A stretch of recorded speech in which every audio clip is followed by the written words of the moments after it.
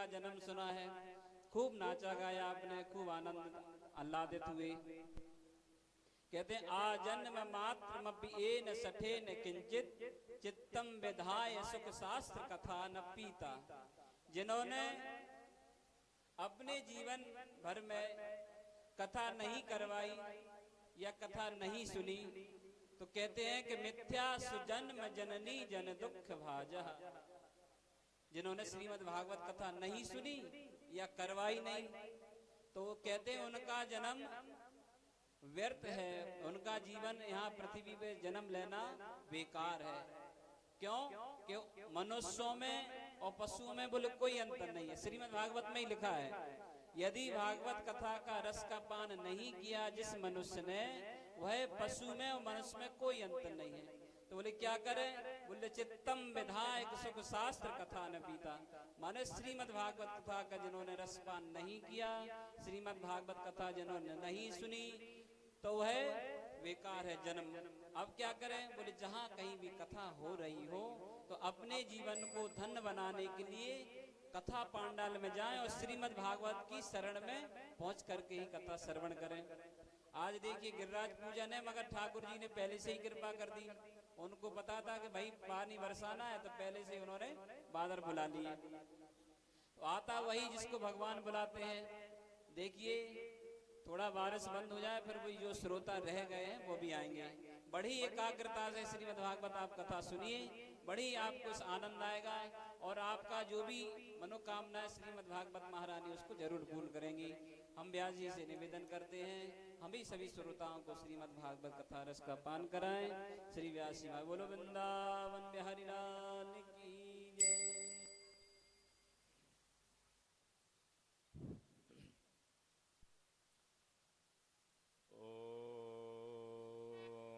स्वस्ति श्री गणेशाय नमः।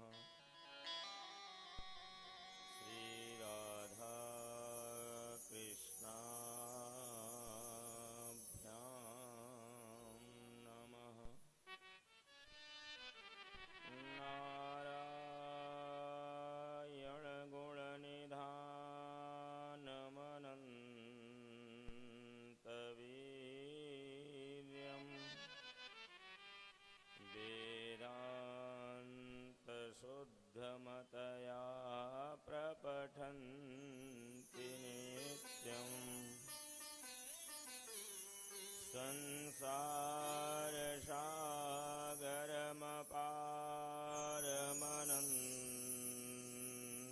संसारसागरमपारमनन्तदुर्गा मुक्तारणार्थमखिलं शरणं प्रपद्ये।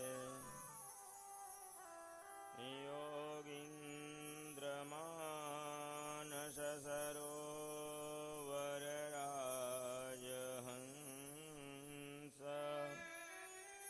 शुद्धप्रभावमखिलं सततं हि यस्य। तस्यैव पादयुगलं ह्यमलं नमामि। दीनस्य मे शुभभयात् कुरुदेव रक्षाम्। वंशी विभूषितकरान्नवनीलदावात् पीताम्बराः तरुणबिम्बफलाधरोष्टः। पूर्णेन्दुसुन्दरमुखादरविन्दनेत्रा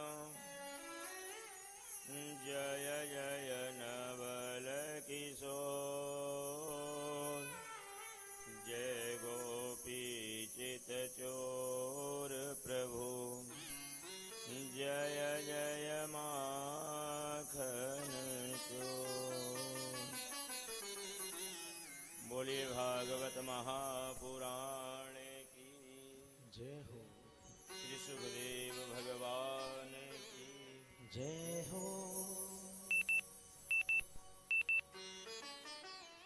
श्री व्यास भगवान की जय हो। आइए, कल हम लोगों ने भगवान कृष्ण के जन्मोत्सव का आनंद लिया और यहाँ पर भगवान को ब्रजवासी और ब्रज गोपिकाएं बधाइयाँ देने के लिए आ रही थीं। उसी कथा में प्रवेश करने से पूर्व अपनी मन वाणी को पवित्र करते हैं। यहाँ पर उपस्थित संत समाज, भगवत वृंद एवं भक्तिमती माताएं, व्यासपीठ पर विराजमान विप्रचरण एवं सभी संगीत मर्मज्ञ एवं हमारे स्टूडियो के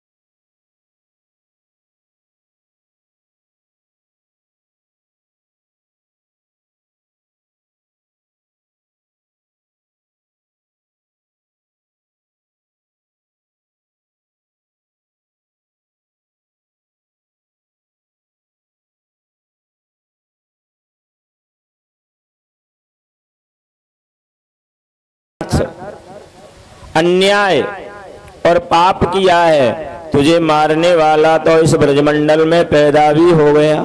बोलिए राधे, तेरा मारने वाला तो ब्रज में पैदा हो गया। अब तो कंस को बड़ा दुख हुआ और अपनी बहन देवकी से बोला, बहन मैंने तेरे साथ बड़ा अन्याय किया है, लेकिन यह सब प्रारब्ध का खेल है, यह पूर्व जन्म कृत पुण्यों का प्रताप है, या वही तो पुण्य या पाप ही तो हमें कष्ट सुख और दुख देते हैं। अपनी बहन को बड़ी सांत्वना दी, बहुत समझाया, और अंत में जैसे ही अपने बहन के यहाँ से अपने कक्ष में आया तो उनके जितने भी मंत्री हैं, अघासुर, बकासुर, धैनकासुर, वत्सासुर, पूतना, केसनी, जो भी हैं, सब लोगों ने आकर घेरे लिया और आकर कंस से बोले, महाराज आपने बताया कि आपका काल ब्रज में जन्म ले चुका है। अब वहां पर मंत्रणा चलने लगे। देखिए, जो दुष्ट व्यक्ति होते हैं उनका बड़ा विचित्र स्वभाव होता है। कहते हैं ना, पर उपदेश कुशल बहु तेरे, दूसरों को उपदेश देना तो उन्हें अच्छा लगता है, लेकिन जब उनके जीवन पे कोई संकट आता है तो समझ लीजिए उनका विवेक मर जाता है, फिर वह विचार नहीं करते। तो उनके मित्रों ने कहा कि मूलम ही विष्णु देवानां यत्र धर्म सनातनः तस्य च ब्रह्म गो विप्रास् तपो यज्ञः सदक्षिणा। भाई, दुष्ट व्यक्ति के मंत्री भी तो दुष्ट ही होंगे, क्यों जी? तो उन्होंने कहा कि हमको पता है कि मूलम ही विष्णु मूल रूप से कहाँ रहता है। तो कंस ने पूछा, बताओ भैया कहाँ रहता है? बोले, यत्र धर्म सनातन, जहाँ पर सनातन धर्म रहता है वहीं पर भगवान विष्णु रहते हैं। बोले, सनातन सत्य धर्म कहाँ रहता है? बोले, तस्य च ब्रह्म गो विप्रास, वह गौ ब्राह्मण और तपस्वी संतों के यहाँ रहता है। और बोले, यहाँ पर सविधि मंत्र युक्त, दक्षिणा से युक्त यज्ञ रहते हैं, वहाँ पर भगवान विष्णु रहते हैं। और यज्ञ के बाद जो दक्षिणा ब्राह्मणों को दी जाती है उसमें भी भगवान विष्णु रहते हैं।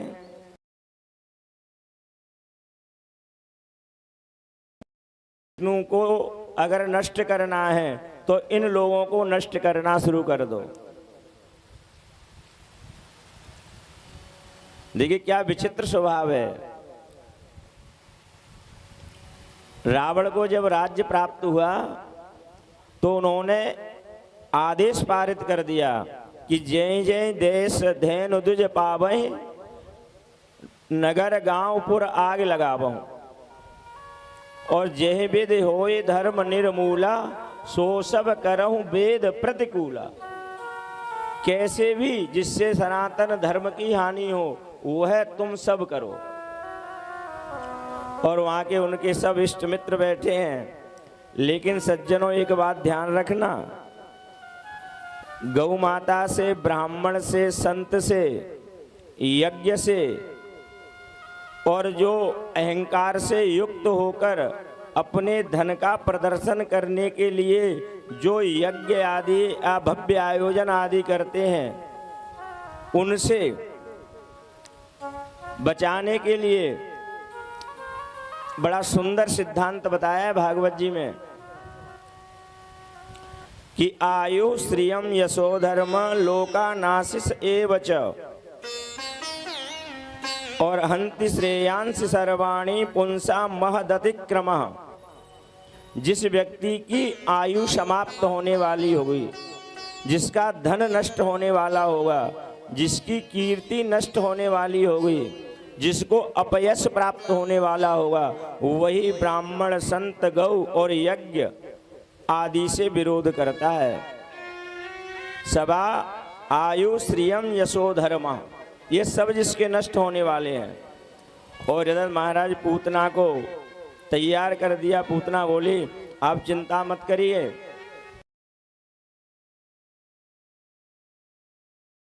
को तो मैं देख लूंगी, आप अपना कार्य करिए। और इधर नंद गांव की तो स्थिति बड़ी विचित्र है। कहते नंदस्त्वात्मज उत्पन्ने जातल्लादौ महामना आहूय विप्रान वेदज्ञान स्नाता सुचिरलंकृतः। जैसे ही नंद बाबा को पता पड़ा कि मेरे यहाँ बालक का जन्म हुआ है, तो वह तो आह्लादित हो गए, प्रसन्न हो गए। और उन्होंने तुरंत क्या किया, आहूय विप्रान वेदज्ञान, उन्होंने तुरंत वेदज्ञ ब्राह्मणों को बुलाया। आपको पता है सृष्टि का जब प्रारंभ हुआ तो वेद भगवान के द्वारा विद्या जब प्रकट हुई तो विद्या ब्राह्मणों के पास गई और ब्राह्मणों से जाकर बोली, हे विप्र देवताओं, मैं तुम्हारी निधि हूं। क्योंकि विद्या से युक्त ब्राह्मण ही सर्वश्रेष्ठ होता है। जिसके पास विद्या नहीं है वह ब्राह्मण तो हो सकता है, लेकिन श्रेष्ठ विप्र वही होता है जो विद्या से युक्त है। क्यों वेदाभ्यासो ही विप्रस्य, ब्राह्मण का कर्तव्य है कि वह कुछ करे न करे पर शास्त्र स्वाध्याय और वेद का अध्ययन अवश्य करे। अब तो नंद बाबा ने सुंदर ब्राह्मणों को बुलाया और उनसे बोले भैया स्वस्ति वाचन करो। बोले वाचयत्वा स्वस्तयनम जात कर्मात्मजस्य वै कारयामास विधिवत पितृदेवार्चनम तथा। अब तो बच्चे हॉस्पिटलों में होने लगे हैं, नहीं पहले जब बालक का जन्म होता था तो वह नाल से युक्त होता था, आता था। और कहते हैं जब तक नाल छेदन नहीं होता था तब तक उस घर के बड़े बूढ़े बहुत दान करते थे।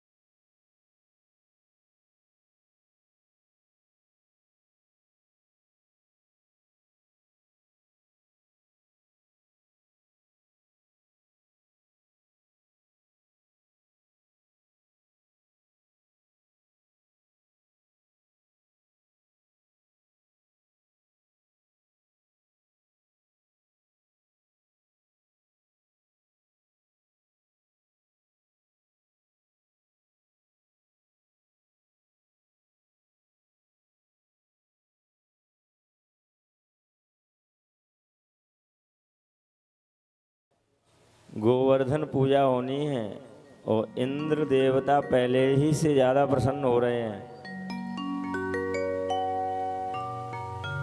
तो नंद बाबा ने ब्राह्मणों को बुलाकर प्रजापति तीर्थ में स्वस्ति वाचन करवाया और कहते हैं बहुत सारी गौओं का दान किया। भागवत जी में तो लिखा हुआ है कि धेनु नाम न्यूते प्रादाद विप्रेभ्य समलंकृते, 2 लाख गौओं का दान किया उनका पूरा श्रृंगार करके। लेकिन परमात्मा का जो विधान है बड़ा विचित्र है कि दीवो चहे करतार जिन्हें सुख,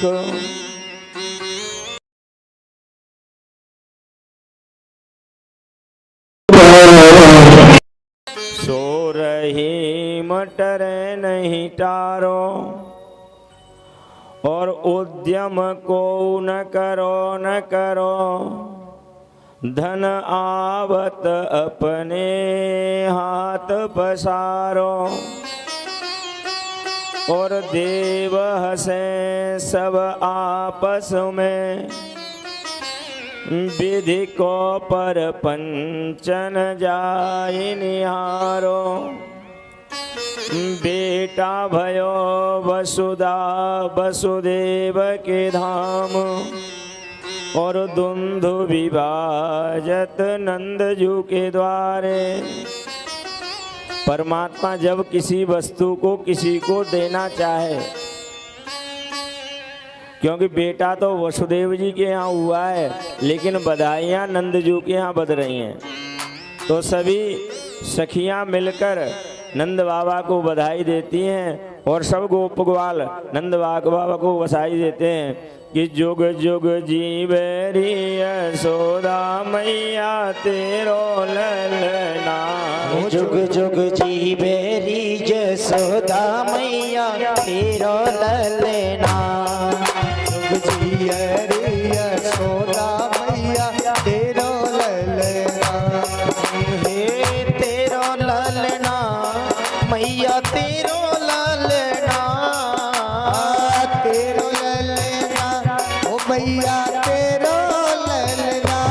जुग जुग जीवेरी यशोदा मैया तेरो ललना। जुग जुग जीवेरी यशोदा मैया तेरो ललना।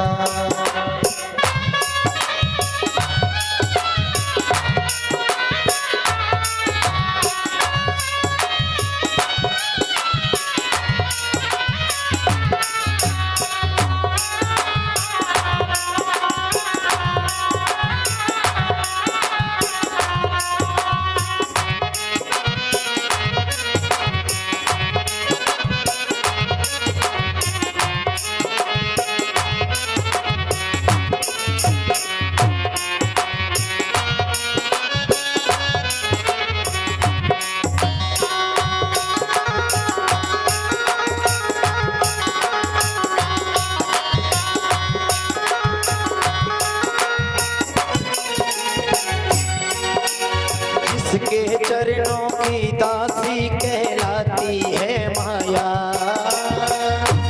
चरणों की दासी कहलाती माया। हे जिसके चरणों की दासी कहलाती है माया।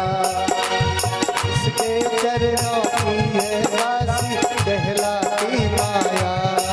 हे जसमत मात तू बड़ भागी है सोला।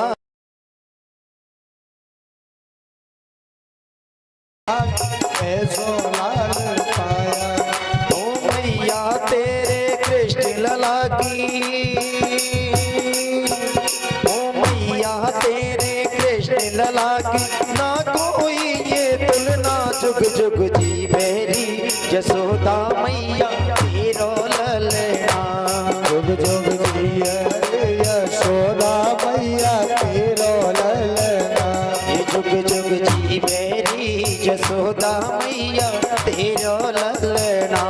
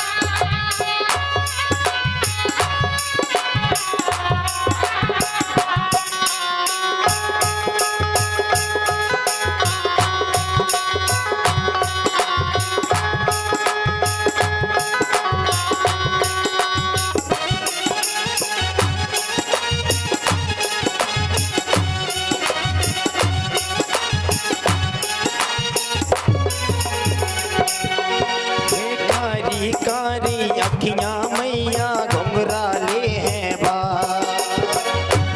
काली अखियां मैया घुंघराले हैं बाल। हे कारी कारी अखियां मैया घुंघराले हैं बाल। काली काली अखियां मैया घुंघराले हैं बाल। हर जो भी देखे काना को वो हो जाए निहार। जो भी देखे काना को वो हो जाए निहार। और काली ठीक करे दे मैया, काली ठीक करे दे मैया, मान ले कहना जुग जुग जुग जुग। ओ जुग जुग जी मेरी जसोदा मैया तेरो ललना। ओ जुग जुग जिए रे यशोदा मैया तेरो ललना। हे जुग जुग जी मेरी जसोदा मैया तेरो ललना।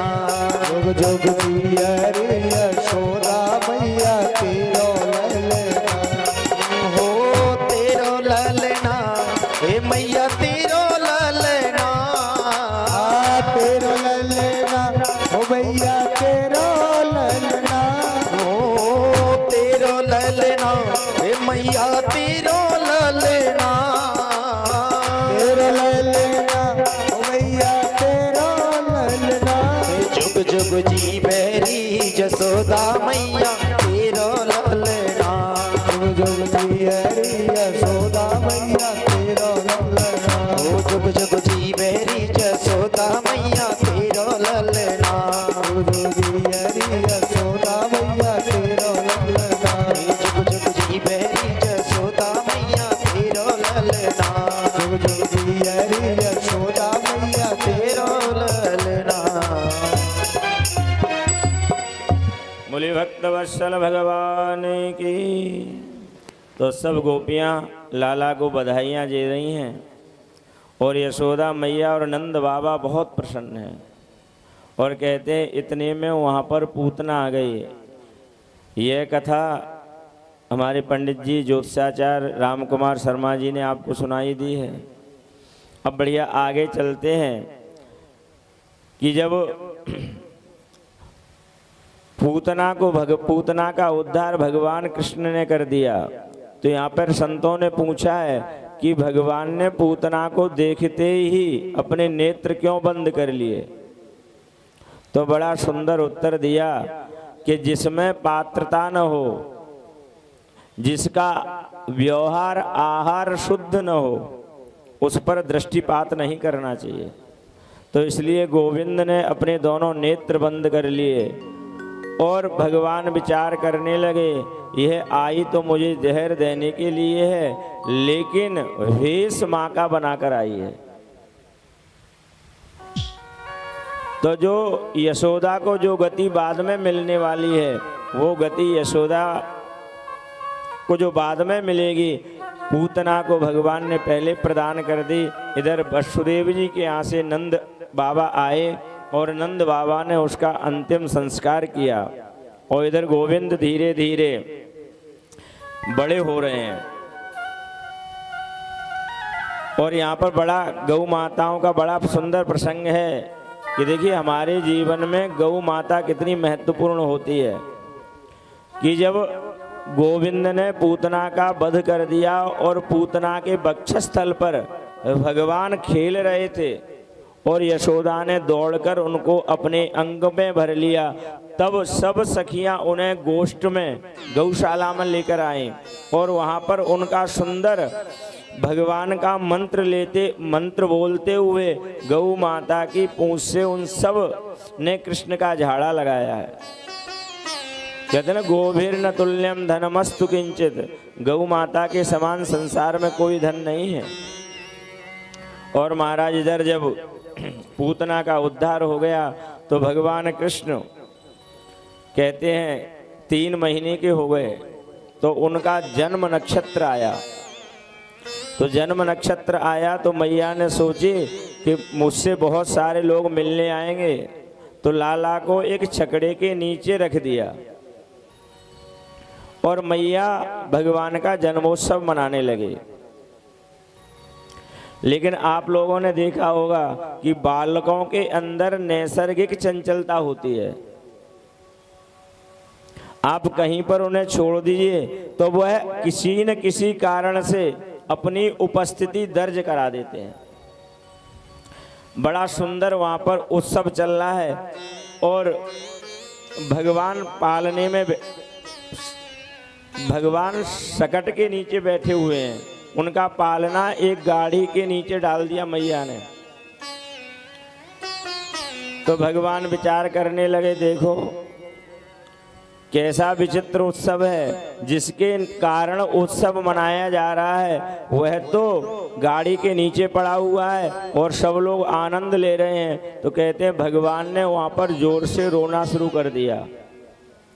और रोना क्या शुरू किया, उन्होंने अपने पैरों को ऊपर उठाया और ऐसी जोर से उस छकड़े में लात मारी जिस पर सकटासुर बैठा था, वह धड़ाम से गिर पड़ा और सकट भंजन सकटासुर का उद्धार हो गया।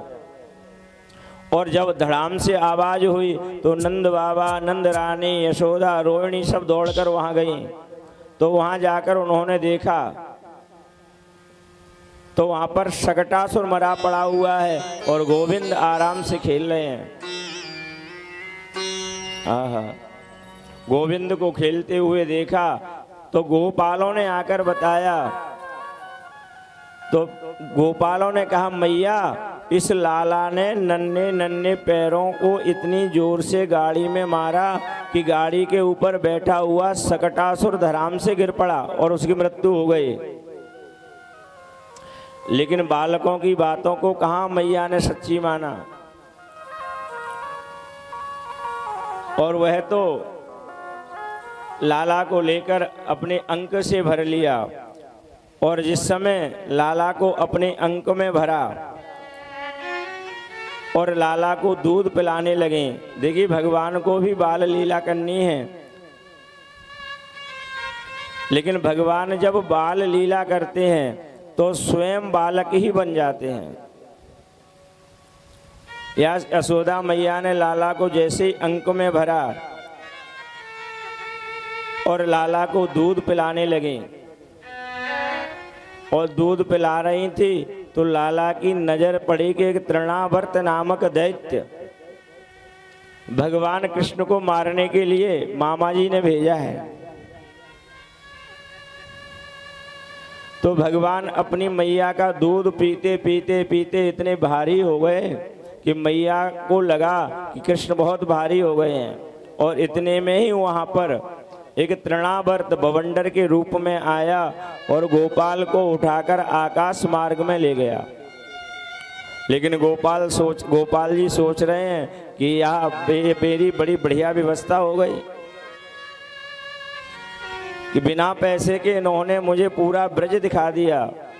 और कहते हैं तृणावर्त ने जब पूरे ब्रज का चक्कर लगा लिया तो भगवान कृष्ण ने अपने आप को इतना भारी वजनदार कर लिया कि तृणावर्त को भगवान का वजन असहनीय हो गया। और भगवान के वजन को न सहने के कारण वह धड़ाम से नीचे पत्थर पर गिर पड़ा और तृणावर्त का भगवान ने उद्धार कर दिया।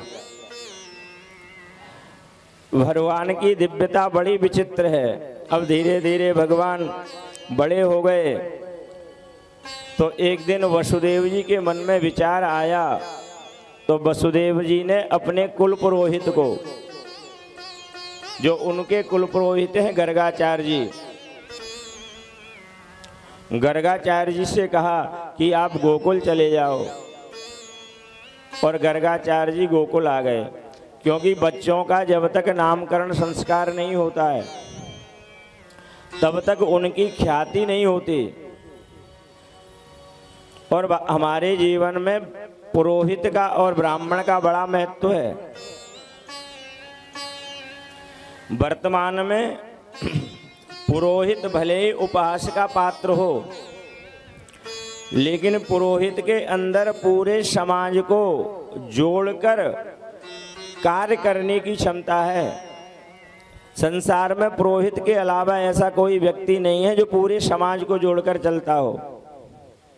देखिए, आपके घर में किसी बालक का जन्म हो, पंडित जी नामकरण संस्कार करवाने आए, तो सबसे पहले वह नामकरण के लिए सामग्री लिखेंगे। उस सामग्री आपको पंसारी के यहाँ से, फल वाले के यहाँ से, वस्त्र वाले के यहाँ से, फूल वाले के यहाँ से फूल, नाना प्रकार की वस्तुओं को एकत्रित करने के लिए आपको समाज के हर व्यक्ति के पास भेजेंगे। और ऐसी व्यवस्था और कहीं नहीं है। ऐसे हमारे पंडित जी राम कुमार ज्योतिषाचार्य जी, जो भगवान की इनके ऊपर बड़ी दिव्य कृपा है, कुंडली आदि बहुत अच्छी तरह से देखते हैं। जो भी भक्त किन्हीं के जीवन में ग्रहों से संबंधित प्रेत पीड़ा आदि से जो कष्ट हो रहा हो, तो पंडित राम कुमार शर्मा जी शेमरा वाले, इनसे संपर्क साध सकते हैं। तो गर्गाचार्य जी गोकुल में आ गए, और गोकुल में गर्गाचार्य जी आ गए तो नंद बाबा के पास आए। तो नंद बाबा ने गर्गाचार्य जी से कहा कि गर्गाचार्य जी, आप हमारे घर चलकर हमारे बालकों का नामकरण संस्कार कर दीजिए। तो गर्गाचार्य जी ने कहा कि यदूनाम हमाचार्य ख्यातस्य भुवि सर्वतः श्रुतं मया संस्कृतं ते मन्यते देवकी सुतम। हे नंद बाबा, हम तो यदुओं के कुल पुरोहित हैं, और जब हम आपके बालक का नामकरण संस्कार करेंगे तो कहीं मामा कंस को पता पड़ गया तो आपके बच्चों के लिए संकट खड़ा हो जाएगा। लेकिन अगर आपकी इच्छा ही है कि हमसे ही नामकरण करवाना है, तो आप चुपचाप उन बच्चों का नामकरण संस्कार करवा लीजिए। तो नंद बाबा बोले महात्मा जी, आप तो हमारे बच्चों का नामकरण संस्कार कर दो, और आप जैसा कहोगे हम वैसा ही करेंगे। तो गर्गाचार्य जी ने कहा कि तुम उन्हें गौशाला में ले आओ। और नंद बाबा से बोला, और किसी को बताओ ही मत, चुपचाप गौशाला में लेकर उन बालकों को आ जाओ। तो यशोदा मैया और रोहिणी मैया तैयार हो गईं। उन्होंने विचार किया कि देखें तो कि पंडित जी कितने बुद्धिमान हैं, कितने ज्योतिषी हैं, कितना क्या जानते हैं। तो उन्होंने एक सुंदर व्यवस्था की कि जो यशोदा का पुत्र था उसको तो रोहिणी मैया ने अपनी गोद में ले लिया, और जो रोहिणी का पुत्र था उसको यशोदा मैया ने अपनी गोद में ले लिया, और गौशाला में जाकर बैठ गए। कहते हैं घर से ज़्यादा पुण्य किसी भी पूजा पाठ का नदी के किनारे पर मिलता है, और नदी से ज़्यादा पुण्य तीर्थ में मिलता है, और तीर्थ में भी जाने से उससे भी ज़्यादा कई गुना पुण्य गंगा के तट पर मिलता है। लेकिन उससे भी कई हजार गुना ज़्यादा पुण्य गौशाला में मिलता है। ऐसी थोड़ी है, रामकृष्ण ने जो गौओं का सम्मान किया है, हमेशा इन्हीं की रक्षा के लिए जन्म धारण करते हैं।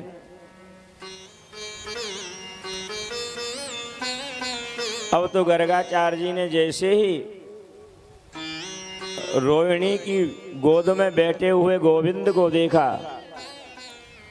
तो उनके तो नेत्र बंद हो गए और समाधि सी लग गई, और भगवान के उस सुंदर रूप को निहारने लगे। समाधि लगे लगे बहुत देर हो गई। तभी यशोदा मैया ने झकझोर कर कहा, बोले बाबा जी, हमारे बच्चों का नामकरण तो करो। तब उन्होंने बड़े सुंदर दोनों बालकों के नाम रखे हैं। अयम ही रोहिणी पुत्रो रमयन सुहृदो गुणई आख्यायस्ते रामयति बलाधिक्याद बलम विदुः। हे रोहिणी, जो आपका पुत्र यशोदा की गोद में है, यह बहुत बलवान होगा, और बल अधिक होने के कारण मैं इसका नाम बलराम रखता हूँ। और देखिए कल आप लोगों ने शायद सुनी होगी कथा कि आज हमें ये अद्भुत नहीं लगता। आज विज्ञान ने जो उन्नति की है उससे यह सत्य प्रतीत होता है कि हमारे पूर्वजों ने इस विज्ञान को पहले ही खोज लिया था। कहते हैं देवकी के गर्भ से, देवकी के गर्भस्थ शिशु को रोहिणी के गर्भ में योग माया के द्वारा भेज दिया गया था। और भगवान को देखकर गर्गाचार्य जी बोले आसन वर्णास्त्रयो हास्य गहृणतो नुयुगम तनु शुक्लो रक्तस्तथा पीत इदानीम कृष्णताम गतः। यह सतयुग में शुक्ल वर्ण का था और फिर इनका रक्त वर्ण हुआ और अब इनका श्याम वर्ण है। और मैया एक कवि वसुदेव के पुत्र भी बने हैं, इसलिए इनका नाम वासुदेव है। और भगवान कृष्ण के तो उन्होंने हजारों नाम गिना दिए, मधुसूदन, मुरलीधर, गोविंद, माधव। और मैया इनके तो हजारों नाम हैं। ऐसे गर्गाचार्य जी ने भगवान के सुंदर नामकरण संस्कार किया। और गर्गाचार्य जी तो मैया को प्रणाम करके दक्षिणा लेकर चले गए। इधर धीरे धीरे जो बालकों की स्थिति है वो धीरे धीरे बड़ी हो गई है, बड़े हो रहे हैं। और जब बालक बड़े होते हैं तो माता पिता पता है क्या करते हैं, उनके उंगलियों को और हाथों को पकड़ लेते हैं, फिर उन्हें खड़ा कर करके नचाते हैं। तो आज यशोदा मैया और रोहिणी मैया अपने दोनों लालाओं के हाथों को पकड़कर उन्हें नचा रही हैं कि नाचे नंद लाल नचावे हर की मैया, नाचे नंद लाल, नचावे हर की मैया, नाचे नंद लाल, नचावे हर की मैया। हरे नाचे नंद लाल, नचावे हर की मैया, नाचे नंद लाल, नचावे हर की मैया। नचावे हर की मैया, नचावे हर की मैया, नचावे हर की मैया, नचावे हर की मैया। हरे नाचे नंद लाल, नचावे हर की मैया, नाचे नंद लाल, नचावे हर की मैया।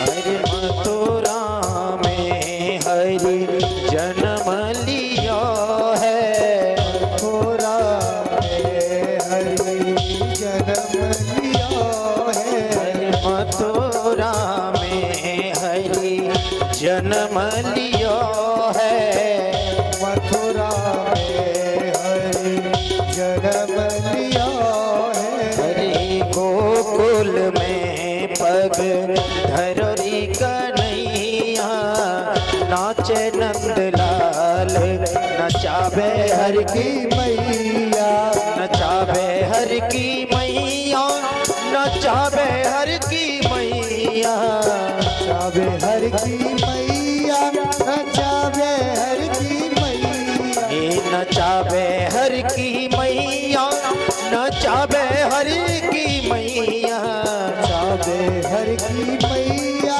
नचावे हर की मैया। हर नाचे नंद लाल, नचावे हर की मैया, नाचे नंद लाल, नचावे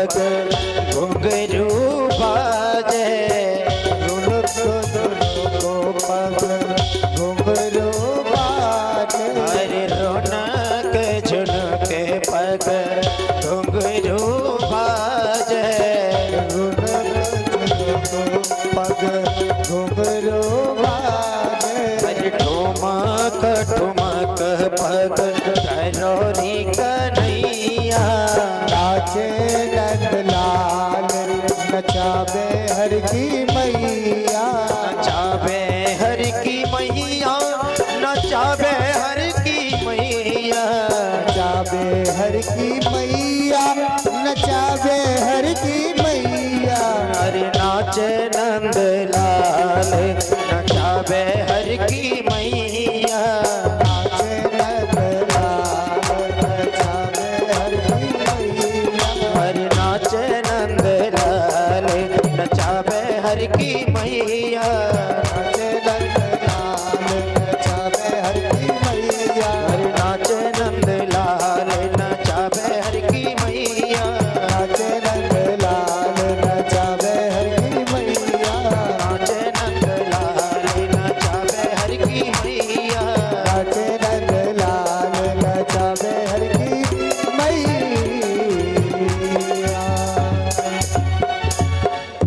बोले नंद के लाला की जय हो तो काले न ब्रजताल्पेन गोकुले राम केशवो ज्ञानोभ्याम सह पाणिभ्याम रिंगमाणो विजहन्तु। अब तो भगवान धीरे धीरे हाथों के बल और पेट के बल सरकने लगे और भगवान ऐसी ऐसी लीलाएं करने लगे। कभी जाते हैं तो कीचड़ में सन आते हैं। अब तो अपनी दोनों मैयाओं को बिल्कुल अकेली नहीं छोड़ते, खाली नहीं बैठने देते। कोई न कोई कुछ न कुछ कैसा काम करते ही रहते हैं। कहते हैं एक बार गोपाल जी ने कि नंद बाबा भगवान की पूजा कर रहे थे तो बहुत सभी जो वैष्णव लोग होते हैं उनके यहाँ सालिग्राम जी होते हैं और सालिग्राम जी की पूजा करते समय उनको बढ़िया सुंदर दूध दही घी शहद पंचामृत से स्नान कराया जाता है। तो नंद बाबा भी रोज भगवान को पंचामृत आदि से स्नान कराते और स्नान करने के बाद उनके चंदन आदि लगाते। चंदन लगाने के बाद उनको पुष्प अर्पित करते और पुष्प अर्पित करने के बाद भगवान के द्वादशाक्षर मंत्र का जाप करते। तो कहते हैं जो पुराने लोग होते थे ना पहले, वो जब जाप करते थे तो अपने सिर को ढक लेते थे। सिर को ढककर भगवान के नाम का जाप करते थे। तो एक दिन नन्हे से गोपाल दौड़ते हुए अपने बाबा नंद के पास गए और नंद बाबा को आंखें बंद करके मुंह ढका हुआ और हाथ में उनके माला लगी हुई है, माला जप रहे हैं और गोविंद उनके बगल में जाकर बैठ गए और जो बगल भगवान शालिग्राम की जो बटिया रखी थी उसको उठाया और अपने मुंह में रख लिया। बोली राधे राधे। तो गोपाल जी ने वह बटिया उठाई और अपने मुंह में रख ली और जब नन्हा सा बालक शालिग्राम जी को अपने मुंह में रख लेगा तो उसका मुंह फूल जाएगा। और इधर नंद बाबा की जब माला पूरी हुई और जैसे ही माला पूरी हुई उन्होंने अपने मुंह को खोला और जैसे ही भगवान को प्रणाम किया, बोले वृंदावन बिहारी लाल की जय हो। और जैसे ही दृष्टि शालिग्राम जी पर गई तो शालिग्राम जी सिंहासन से गायब।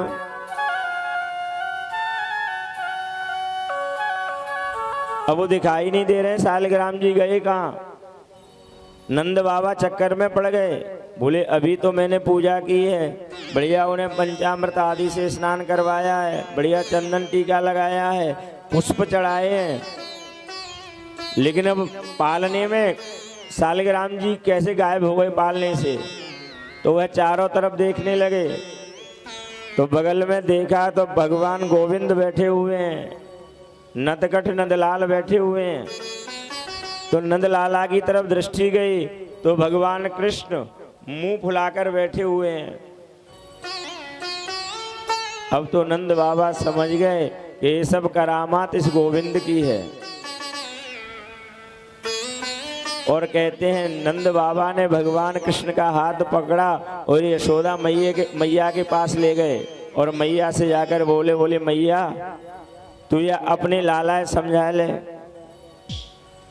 और कहते हैं जैसे ही नंद बाबा ने उनके गाल पे धीरे से थाप लगाई तो जो सालग्राम जी सिंहासन से गायब थे वह गोपाल जी के मुंह से निकल पड़े। बोली वृंदावन बिहारी लाल हो। ऐसी सुंदर सुंदर लीलाएं बाल गोपाल कर रहे हैं। अब थोड़े से बड़े हुए तो भगवान ने एक दिन क्या किया कि भगवान ने अपने घर में ही चोरी करना प्रारंभ किया और गोविंद ने सबसे पहले यशोदा मैया का माखन चुराया और छोटे छोटे हाथ छोटे छोटे पैर नन्हे से गोपाल जब माखन लेकर चले तो आगे बहुत सुंदर खम्भा था, उस पर शीशा जड़ा हुआ था और जैसे ही शीशे में अपना प्रतिबिंब देखा तो भगवान सहम गए, डर गए कि अब मैया को पता पड़ जाएगा और मैया मुझे डांटेगी। तो धीरे से उस खम्भे के दर्पण के पास जाकर बोले लाला तू भी माखन खा ले, क्योंकि बाल मन बड़ा विचित्र होता है। संतों को आपने देखा होगा वो सबसे ज्यादा बच्चों के साथ खेलते हैं, क्योंकि बच्चों में निष्कपटता होती है, उनमें चंचलता होती है। वो किसी भी बात को लेकर बैठते नहीं हैं। आप डांट दोगे थोड़ी देर मुंह बनाएंगे और आप प्रेम से बोल दोगे हंसने लगेंगे। तो नंदे से गोपाल ने शीशा के सामने जाकर हाथों से लगे हुए मक्खन को शीशे में लगा दिया और इतने में यशोदा मैया आ गई और मैया ने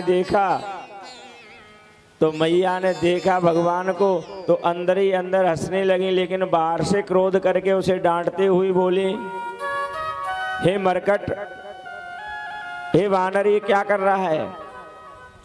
तो भगवान तोतली वाणी में बोले मैया ये जो है आपका माखन चुरा रहा था तो मैं इसको पकड़ रहा हूं।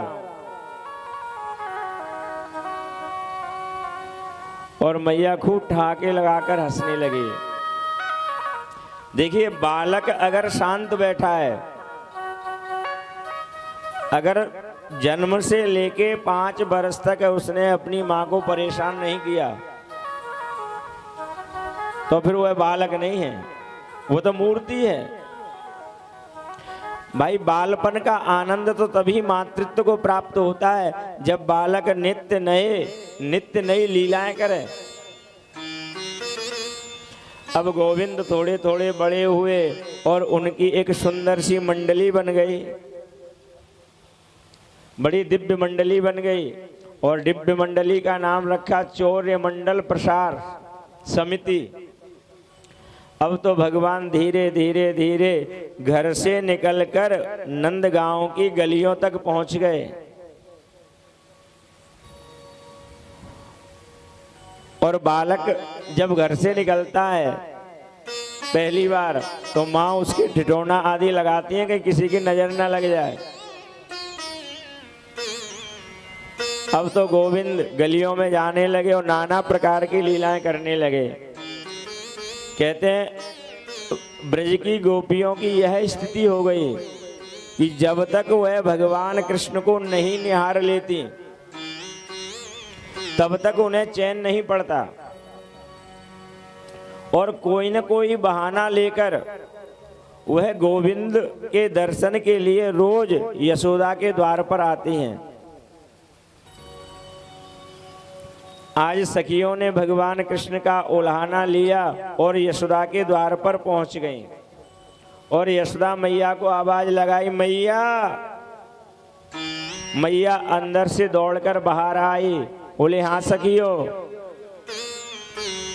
सखियां बोली मैया अपने लाला को समझा ले हो। बोले मेरे लाला ने कहा कर दो, लाला तो मेरो अंदर है। बोले मैया तुम्हें ना मालूम या लाला कहा करे। बोले कहा करे कि बत्सान मुंचन क्वचित समय क्रोश संजात हासः। बोले जाता है और हमारे घरों में जाकर असमय गायों के बछड़ों को खोल देता है। तो मैया बोली तो अच्छा ही काम करता है। बोले अच्छा क्या करता है? जब हम गाय दोहने जाते हैं उससे 2 घंटा पहले ही छोड़ देता है। तो मैया ने कान्हा की ओर देखी तो कान्हा नीचे को मुंह लटकाए खड़े हैं। तो मैया ने गोपियों से कहा तो गोपियां तुम इसे डांट दिया करो। लेकिन जैसे ही हम इसको डांटते हैं तो ये हमारे आंख निकाल कर पड़ता है।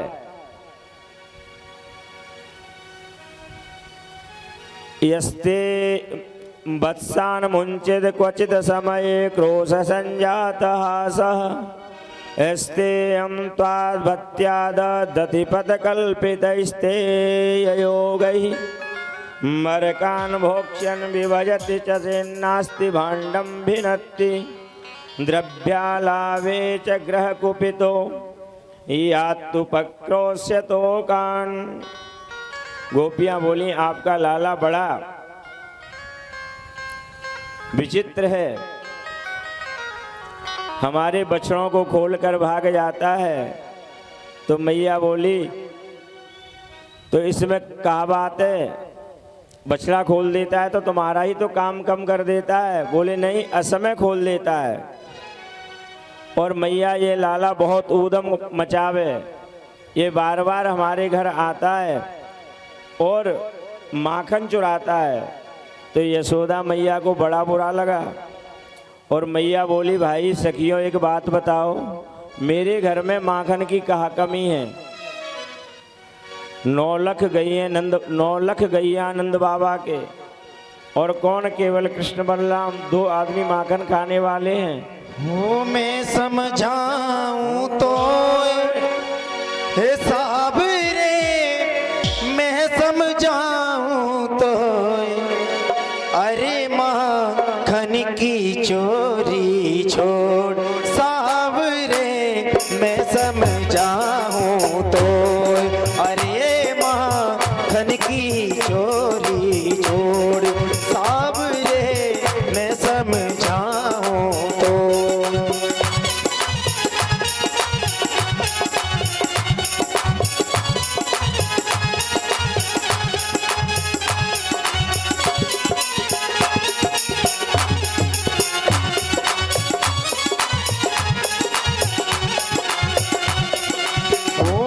समझाऊं तो साहब रे, मैं समझाऊं तो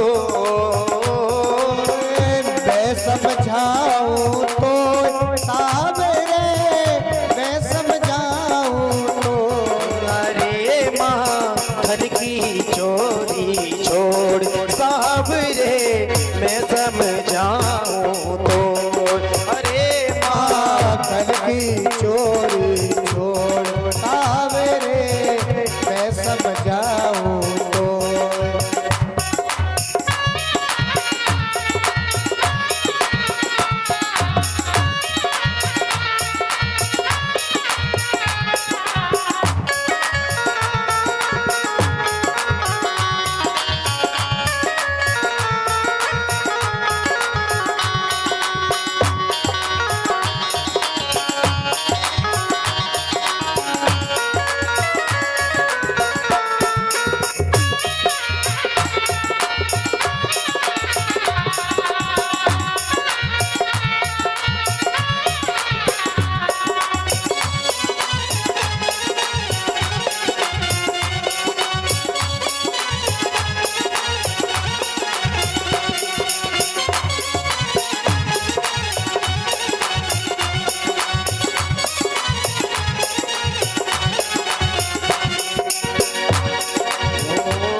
लख धेनु न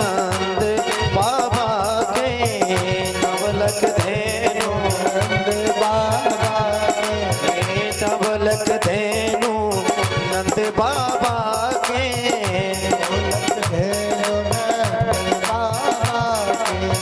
नवलख धेनु नंद बाबा के नवलख धेनु नंद बाबा के नित नयो माखन हो नित नयो माखन हो साबरे मैं समझाऊं तो अरे माखन की चोरी छोड़ सावरे मैं समझाऊं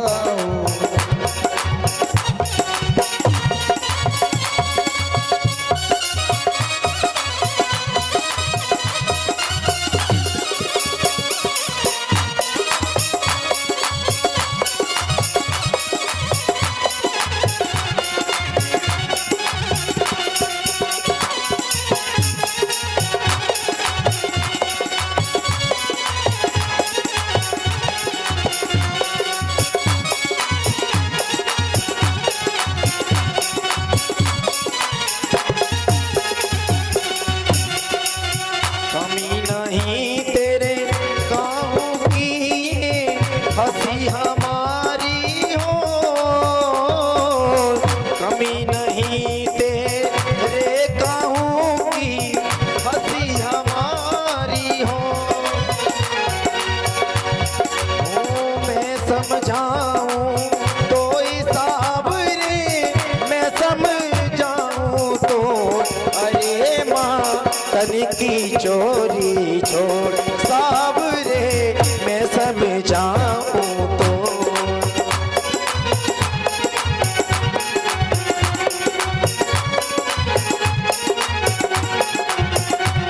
अरे माँ तन की चोरी छोड़ साबरे मैं समझाऊं तो अरे माखन की चोरी छोड़ सावरे मैं समझाऊं तो अरे माखन की चोरी हो साबरे मैं समझाऊं तो अरे माखन की चोरी छोड़ सावरे मैं समझाऊं तो मैं समझाऊं तो साबरे मैं समझाऊं तो मैं समझाऊं तो सावरे मैं समझाऊं तो अरे माखन की चोरी छोड़ साबरे मैं समझाऊं तो माखन की चोरी छोड़ सावरे मैं समझाऊं तो अरे माखन की चोरी छोड़ साबरे मैं समझाऊं तो साबरे मैं समझाऊं तो साबरे मैं समझाऊं तो बोले नंद के लाला की। तो यशोदा मैया अपने लाला को समझा रही हैं। तो लाला अपनी मैया से कहता है, मैया इन गोपियों की बात को मत मानो, ये तो चाहती हैं कि तुम्हारा लाला बदनाम हो जाए, और इसलिए तो यह लोग मेरा चोर नाम रख रही हैं। इनकी बातों पर ध्यान मत दो। और यह गोपियां बड़ी चालाक हैं। और मैया ने लाला के कान पकड़ लिए और सुखदेव जी कहते हैं, राजन इस दृश्य को देखकर समूचे ब्रह्मांड के देवता चकित हो गए। कहते हैं, जाकर नाम सुनत शुभ होई। जिसका नाम सुनने मात्र से संसार का कल्याण हो जाता है, जो समूची सृष्टि का संचालन करता है, उस भगवान के यशोदा मैया ने कान पकड़ लिए और डांटकर बोली कि लाला आगे से ध्यान रखना, किसी के घर चोरी नहीं करनी है, लेकिन गोविंद को तो करना वही है जो उनके मन में है। मैया ने डांटा, मैया की बात मान ली, और लेकिन आगे काम तो वही करना है। एक बार गोविंद ग्वाल वालों के साथ खेलने गए और वहां खेलते खेलते उन्होंने मृतिका भक्षण कर ली, मट्टी खा ली। और मट्टी को खा लिया तो बलराम जी ने घर आकर बता दिया।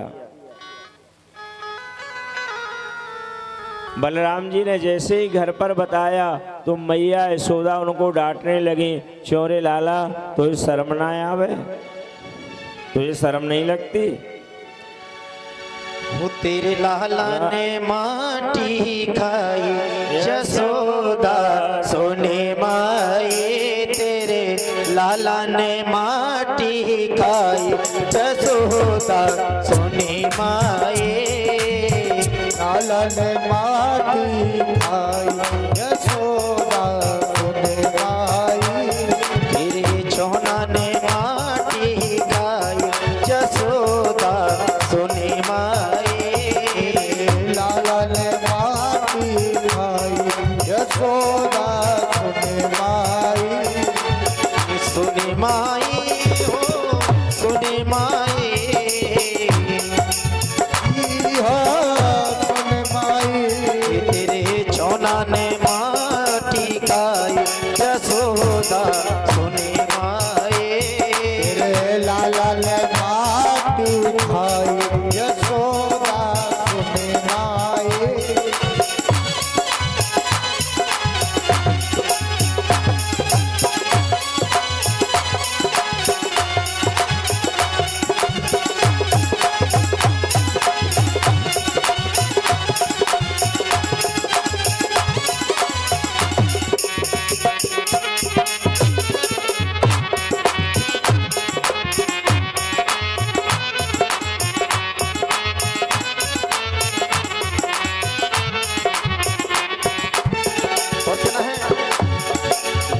अद्भुत खेल सखन संग खेल, अद्भुत खेल सखल संग खेल।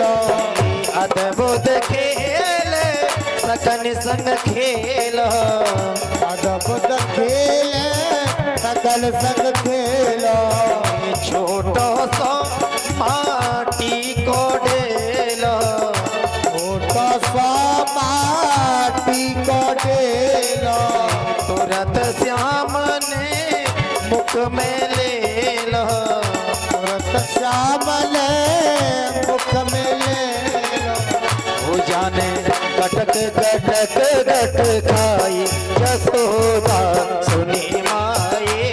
तेरे लाला ने माटी खाई यशोदा सुने माई।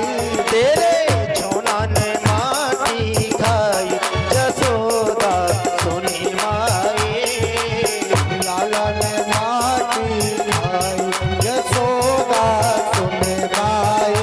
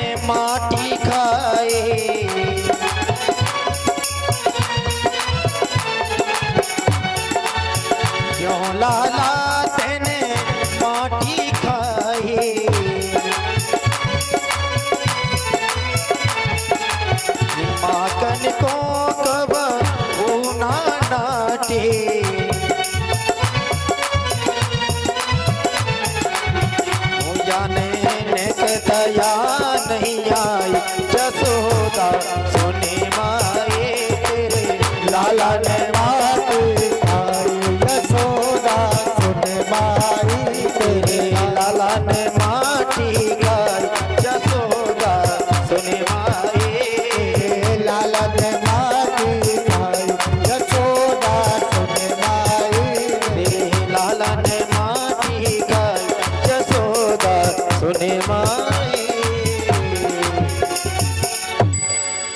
बोले भक्तवत्सल भगवान की। जय हो। तो गोपालों ने आकर जब मैया को बताया कि मैया आज लाला ने माटी खाई है, तो मैया का पारा हाई हो गया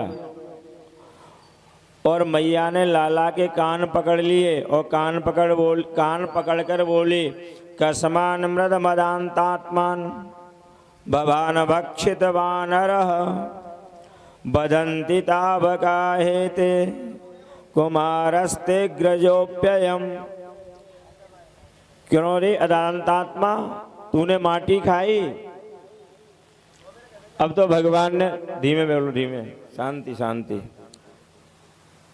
बोले भक्तवत्सल भगवान की। आज इंद्र देवता भी कुछ ज्यादा ही प्रसन्न है और इंद्र देवता की प्रसन्नता यहाँ तक आ रही है। बोले वृंदावन बिहारी लाल की। तो मैया ने लाला के कानों को पकड़ लिया और मैया बोली, क्यों रे तूने माटी खाई? लाला बोला, मैया मैंने माटी ना खाई। तो मैया ने भगवान से पूछेंगे कि भगवान तू सही बता, क्या मैया ने माटी खाई? तो भगवान जी ने जैसे माटी तो मैया का पारा हावी हो गया और लाला को डांटती हुई बोली, तेरे घर में मांगल मुझे भी ताकत नहीं, अपनी मृत्यु को खाई। भगवान कृष्ण कहते हैं, नाहम भक्तिका अंग, मैया मैंने मृतिका नहीं खाई। नाहम भक्ति प्रधानंद सर्वे मिथ्यानि संकीर्ण, मैया मैंने मृत्यु नहीं खाई, ये सब झूठ बोल रहे हैं। यदि सबको ग्रहण करोगे समर्थन पश्चिमी भगवान बोले, मैया अगर कोई झूठ मांग रही है तो मेरा मुंह देख लो, मैंने मृत्यु नहीं खाई। और जैसे ही मैया ने भगवान के मुंह को देखा और मुंह को देखकर तो मैया चकित हो गई कि सागर लोग संसार लोग पूरा भारत सब कुछ लाला की मुंह में दिखाई दे रहा है। यशोदा ने देखा कि उनके मुंह पर असर संपूर्ण विद्यमान पहाड़ आकाश विविध दिशाएं सारी प्रकृति और प्रकृति का वह मंडल, ये मथुरा मंडल है। मथुरा मंडल में नंदगांव में नंद का घर और नंद घर में यशोदा लाला के कान पकड़े हुए देख रही है अपने आप को लाला के मुख में। और जैसे ही मैया ने लाला के मुख में अपने आप को देखा तो मैया बिल्कुल भयभीत आ गई और लाला के कान छोड़ती मैया रह गई। मैया डर गई तो कन्हैया हंस गए, मुस्कुरा दिए और मैया जब थोड़ी सी होश में आई तो लाला से बोली, मेरा लाला ये मेरे मुंह में कहा है?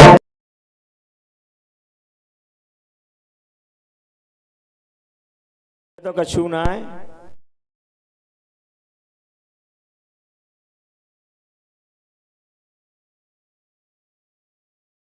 थी वो मैया को पूरे ब्रह्मांड का दर्शन अपने मुखमंडल में करा दिया, क्योंकि भगवान कोई साधारण व्यक्तित्व नहीं है। रोम रोम प्रतिराजेहु कोटि कोटि ब्रह्मांड, भगवान के एक एक रोमे में करोड़ों करोड़ों ब्रह्मांड निवास करते हैं।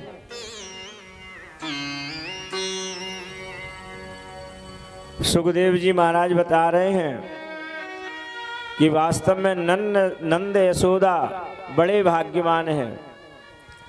तो राजा परीक्षित ने महात्मा सुखदेव से पूछा, बोले प्रभु ऐसा क्या इनका पुण्य था जो जगत पिता जगदीश्वर इनके यहां ऐसी दिव्य लीलाएं कर रहे हैं।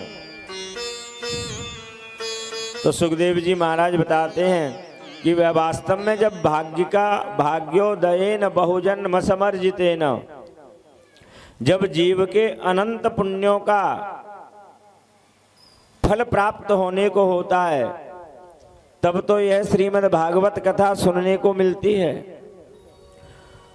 और लोग कहते हैं ना, साथ में कुछ नहीं जाता। भाई हर व्यक्ति के साथ में 3 चीज अवश्य जाती हैं।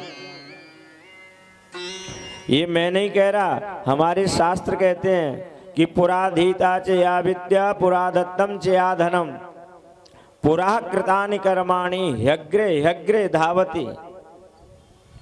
मानव के साथ 3 वस्तुएं हमेशा जाती हैं।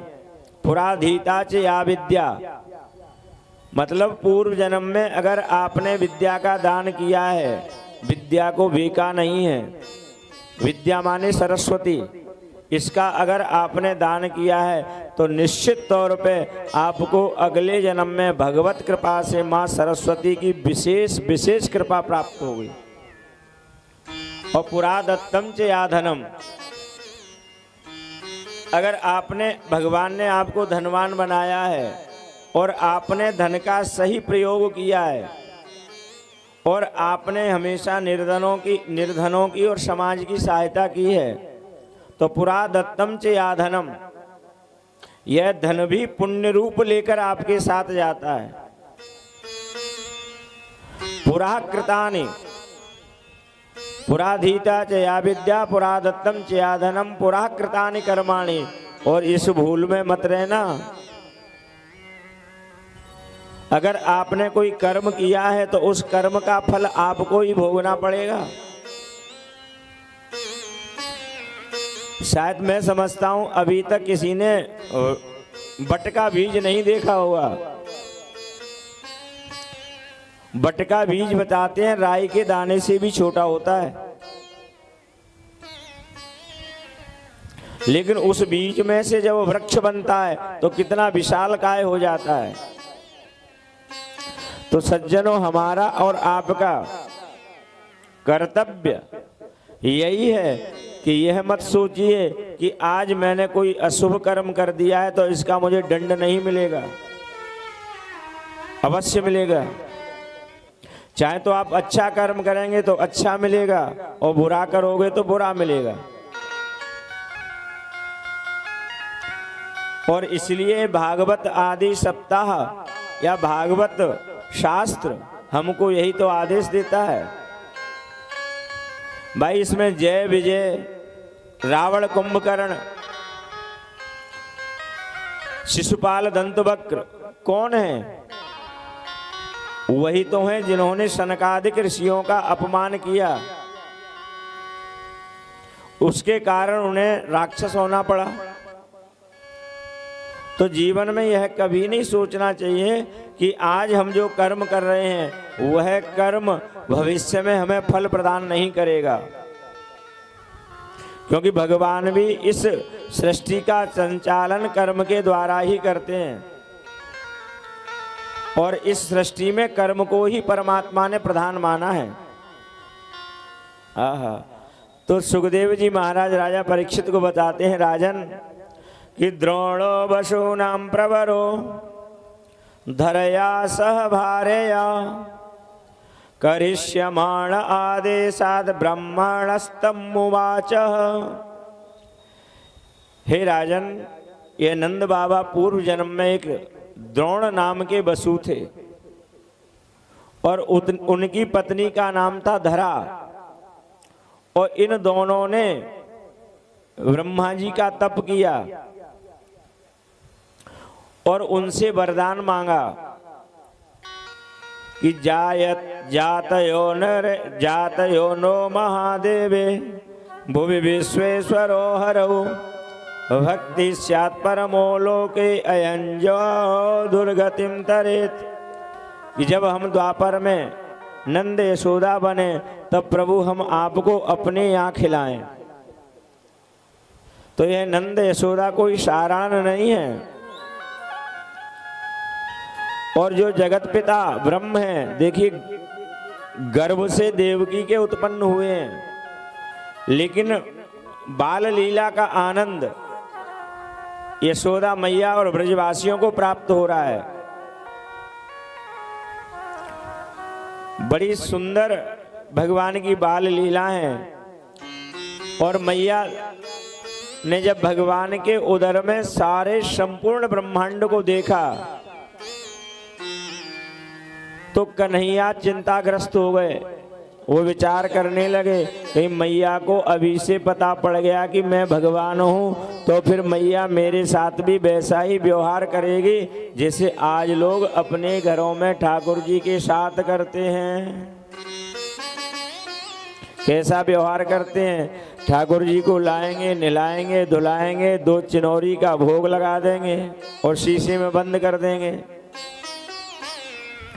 तो भगवान मुस्करा गए और मुस्कराकर भगवान ने अपनी योग माया के द्वारा मैया यशोदा को वह लीला तो दिखा दी, लेकिन उनके चित्त से विस्मृत कर दी।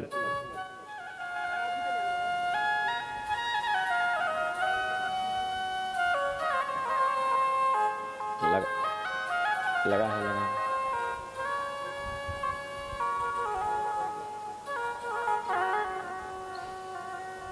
बोली भक्तवत्सल भगवान की जय हो। अब एक दिन मैया यशोदा बड़ी प्रसन्न है। देख ली, आज भले ही आया हमारे बच्चों को पालती हो, लेकिन स्वयं ब्रज की रानी नंद रानी एकदा गृहदासीसु यशोदानंद गेहिनी कर्मांतर नियुक्तासु निर्ममंथ स्वयं दधी।